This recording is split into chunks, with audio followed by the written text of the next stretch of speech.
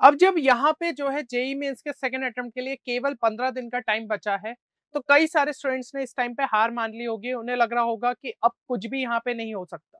लेकिन मैं आपको यहाँ पे बता दूं, एक रियल स्टोरी मैं आपको यहाँ पे बताने चाह रहा हूँ पिछले साल के स्टूडेंट की, कि उसके साथ क्या सिचुएशन थी और उसने जो है किस तरीके से उसे ओवरकम करते हुए एक डिसेंट स्कोर तक पहुंचा। तो यहाँ पे आप में से कई सारे स्टूडेंट्स इस स्टोरी को जो है रिलेट भी कर पा रहे होंगे। फर्स्ट अटेम्प्ट के अंदर स्टूडेंट का स्कोर केवल 92 मार्क्स आया था, जहां पे आप समझ रहे हैं कि कोई भी जो है एक ढंग के परसेंटाइल नहीं बने और पक्का जो है स्टूडेंट को यहाँ पे कोई भी एनआईटी कुछ भी नहीं जो है मिल सकता था। और फिर उसके बाद क्या हुआ, क्लास 12 की वजह से जो है वो बोर्ड एग्जाम्स में यहाँ पे बिजी हो गया। और अब जो है यहाँ पे उसके साथ भी सेम सिचुएशन थी कि सिर्फ 15 दिन का टाइम बचा था जब उसके बोर्ड के जो है फाइनल पेपर खत्म हुए। अब उसके बाद उसने ऐसा क्या किया जिसकी वजह से जो उसका फाइनल स्कोर है ना वो 153 तक पहुंच गया। ये चीज आपको यहाँ पे समझनी होगी, क्योंकि ये स्कोर एक जो है डिसेंट स्कोर था, जहां पे स्टूडेंट को जो है फाइनली एक ठीक ठाक एनआईटी के अंदर एडमिशन मिल गया।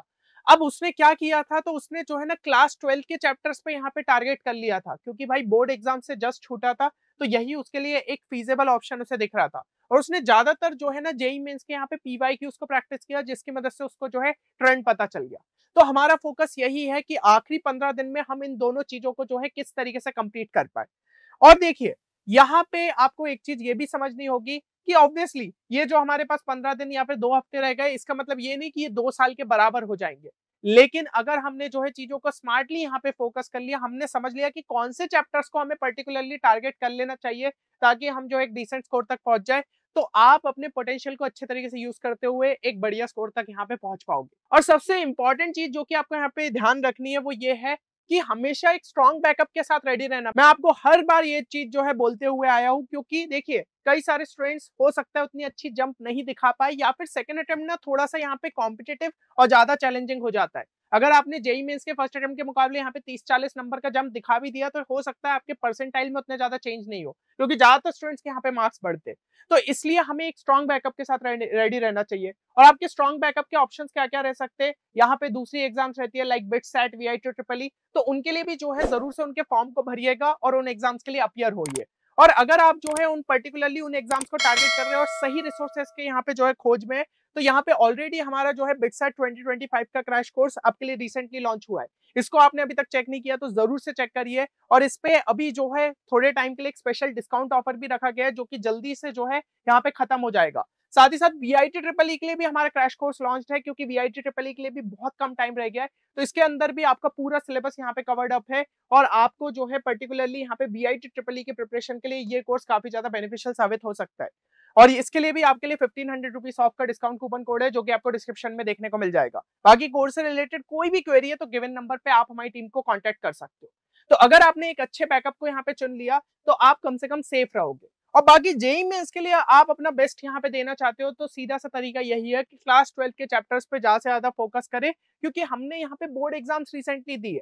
तो इससे आपको कॉन्फिडेंस रहेगा कि चलो भाई ठीक है, हमने चीजें पढ़ी तो है, अब बस क्वेश्चन ज्यादा से ज्यादा प्रैक्टिस करना है। पर दिमाग में फिर से एक विचार आ रहा होगा कि भाई हमने तो सिर्फ एनसीईआरटी यहाँ पे पढ़ी, तो क्या हमें जो है इससे हेल्प मिलेगी। तो एक चीज मैं आपको बता दूं, अगर आप जो है रीसेंट ईयर्स के यहाँ पे केमिस्ट्री और फिजिक्स के पर्टिकुलरली पेपर उठा के देखोगे, तो आपको समझ में आएगा कि भाई जेईई मेंस के सारे क्वेश्चंस यहाँ पे डिफिकल्ट नहीं होते। कुछ जो है इजी भी रहते हैं और कुछ कुछ तो डायरेक्टली एनसीईआरटी बेस्ड भी रहते हैं। पर्टिकुलरली यहाँ पे फिजिक्स और केमिस्ट्री की बात करें, तो हमारा टारगेट यही रहेगा कि जितने ज्यादा इनमें से क्वेश्चन अटेम्प्ट कर दे उतना बढ़िया है। और बाकी जो है आप इन्हीं चैप्टर के लिए अगर जो है पीवाईक्यूज को अटेम्प्ट कर लोगे, है ना, जेईई में इसके पीवाईक्यूज अटेम्प्ट कर लोगे, तो भाई आपके कॉन्सेप्ट्स यहाँ पे स्ट्रेंथन हो जाएंगे कि उन पर्टिकुलर चैप्टर से शायद आपसे कोई भी क्वेश्चन यहाँ पे नहीं छूटे, क्योंकि बेस तो आपका यहाँ पे थोड़ा सा एनसीईआरटी की मदद से यहाँ पे स्ट्रांग हो जाएगा। अब बस पीवाईक्यूज से जो है और जो एक्स्ट्रा कॉन्सेप्ट्स रिक्वायर्ड रहते हैं जेईई मेंस के लिए, वो आपके यहाँ पे कवर अप हो सकते हैं। तो अब हमें कौन से चैप्टर्स को यहाँ पे टारगेट करना है, तो फिजिक्स के लिए अगर मैं बात करूं, मॉडर्न फिजिक्स आपको जरूर से यहाँ पे टारगेट करना चाहिए। 2 से 3 क्वेश्चन आप आपके एग्जाम में एक्सपेक्ट कर सकते हो। अब ये जो पर्टिकुलर क्वेश्चंस का ट्रेंड है, ये मैंने आपके यहाँ पे फर्स्ट अटेम्प्ट के बेसिस पे डाला है, तो आपको पता चल जाएगा कि कितने कितने क्वेश्चंस यहाँ पे अभी पूछे गए थे। और अगर पिछले साल की बात करें, तो उस टाइम तो ऐसा था कि मॉडर्न फिजिक्स से 3 क्वेश्चन तक भी पूछे गए थे। तो हो सकता है अगर ट्रेंड चेंज भी हुआ, तो भी ये चैप्टर आपके उतने ही इंपॉर्टेंट रहेंगे। फिर सेमीकंडक्टर और ईएम वेव्स की बात करूं, 1 से 2 क्वेश्चन आपको देखने को मिल सकते हैं। इलेक्ट्रोस्टैटिक्स और कैपेसिटर की बात करें, 2 से 3 क्वेश्चन तक यहाँ पे देखने को मिल सकते हैं। करंट इलेक्ट्रिसिटी में भी 1 से 2 क्वेश्चन, 2 क्वेश्चंस तो पिछले साल तक लगभग फिक्स थे, इस बार थोड़ा सा वेटेज गिरा भी है, तो हो सकता है सेकंड अटेम्प्ट में फिर से बढ़ जाए।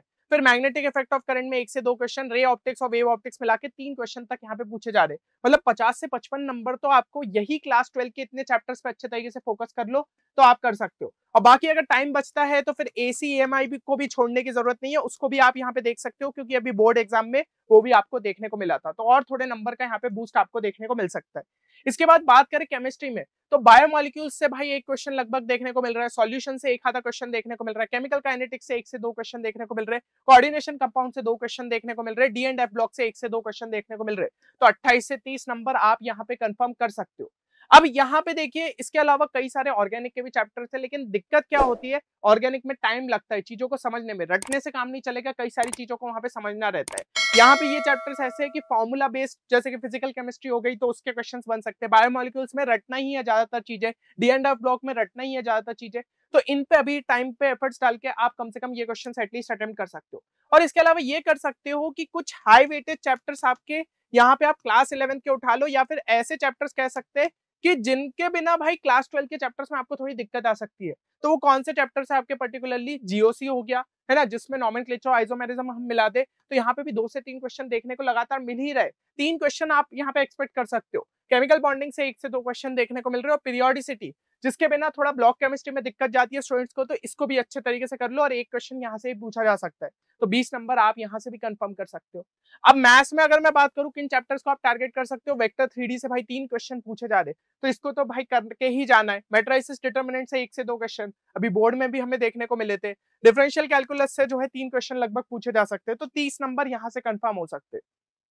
उसके अलावा मैथ्स में आप कुछ इजी चैप्टर्स को यहाँ पे टारगेट कर सकते हो, सेट्स एंड रिलेशन हो गया, स्टैटिस्टिक्स हो गया, 1 से 2 क्वेश्चन यहाँ देखने को मिल सकते हैं, क्वाड्रेटिक इक्वेशन का 1 आधा question, sequence and series highly important, 1 से 2 क्वेश्चन देखने को मिल सकते हैं, तो 15 नंबर यहाँ भी हमें जो है मिल सकते हैं।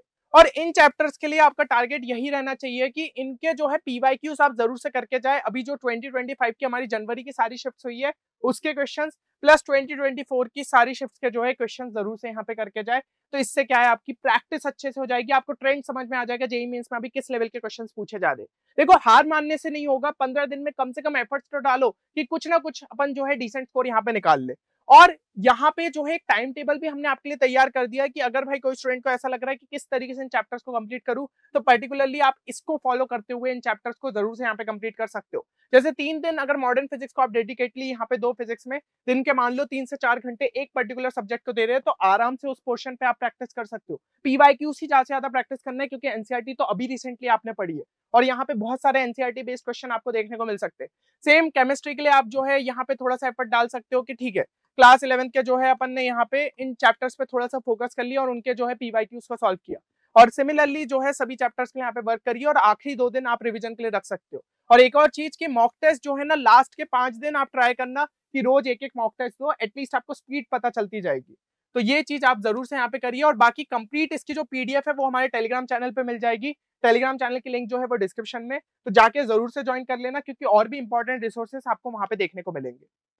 अब आपको समझ में आ रहा है 140 से 150 नंबर के आसपास की कहानी तो यहाँ से जो है आप कर ही सकते हो। अब इनमें थोड़ा सा अगर 25 से 30 नंबर का यहाँ पे बूस्ट देना चाहते हो ना, तो एक साइंटिफिक शॉर्ट ट्रिक्स की मैंने आपके लिए सीरीज लेके आया था फर्स्ट अटेम्प्ट के टाइम पे, अगर आपने चेक नहीं किया है जरूर से चेक करना, 6 पार्ट की प्लेलिस्ट है और आपको बहुत ज्यादा फायदा देखने को मिलेगा। कभी कभी क्या होता है कुछ क्वेश्चंस में अपने को शायद हो सकता है वो चैप्टर पढ़ा भी नहीं हो, तो कॉमन सेंस की बेसिस पे आप उस क्वेश्चन को जो है सॉल्व कर सकते थे। तो ऐसी कई तरीके की शॉर्ट ट्रिक्स मैंने आपको इसके अंदर बताई है, ये 6 पार्ट आपके लिए बहुत ज्यादा इंपॉर्टेंट यहाँ पे साबित होंगे।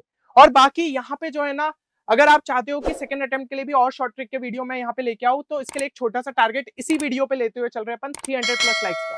अगर अपन इसको रीच करते हैं ना, तो डेफिनेटली यहाँ पे और शॉर्ट ट्रिक के वीडियो मैं आपके लिए रिलीज करूंगा।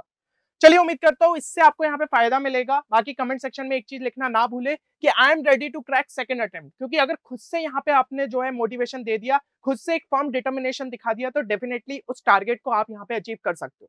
चलिए उम्मीद करता हूँ ये वीडियो आप सबके लिए बेनिफिशियल साबित होगा। मिलते हैं नेक्स्ट वीडियो में, तब तक के लिए take care and good bye.